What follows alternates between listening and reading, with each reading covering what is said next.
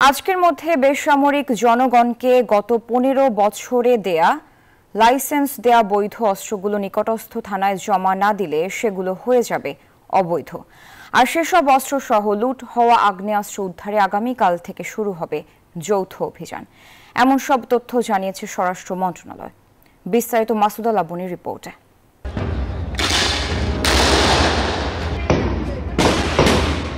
জুলাই আগস্টের গণহত্যায় পুলিশি আগ্নেয়াস্ত্র ছাড়াও বেসামরিক মানুষের গুলিতে নিহত হয়েছেন অনেক ছাত্র জনতা।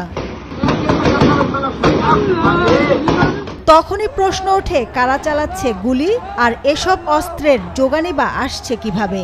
গণমাধ্যমের তথ্য আর অনুসন্ধানী সূত্র মতে ক্ষমতাসীনদের একটি বড় অংশই বিভিন্ন জায়গায় বিপ্লবী ছাত্র জনতার উপর গুলি চালায়।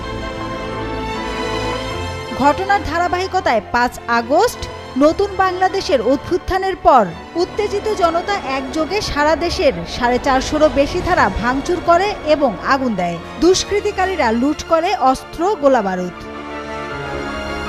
কিছু অস্ত্র বিক্ষিপ্তভাবে জমা পড়েছে কর্তৃপক্ষের কাছে, তবে এখনো কি পরিমাণ অস্ত্র উদ্ধার হয়নি তার সঠিক তথ্যও নেই কারো কাছে।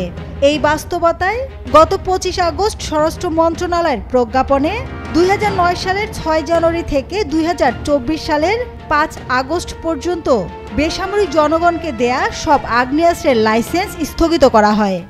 এনজিওর কিস্তি প্রথমবার বিকাশ পেমেন্ট করলেই ২০ টাকা ইনস্ট্যান্ট ক্যাশব্যাক।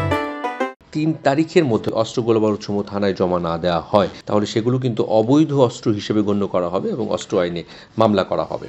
৪ সেপ্টেম্বর থেকে শুরু হতে যাওয়া যৌথ অভিযানে অংশ নেবে সশস্ত্র বাহিনী, বিজিবি, কোস্টগার্ড, পুলিশ, র্যাব এবং আনসার সদস্যরা।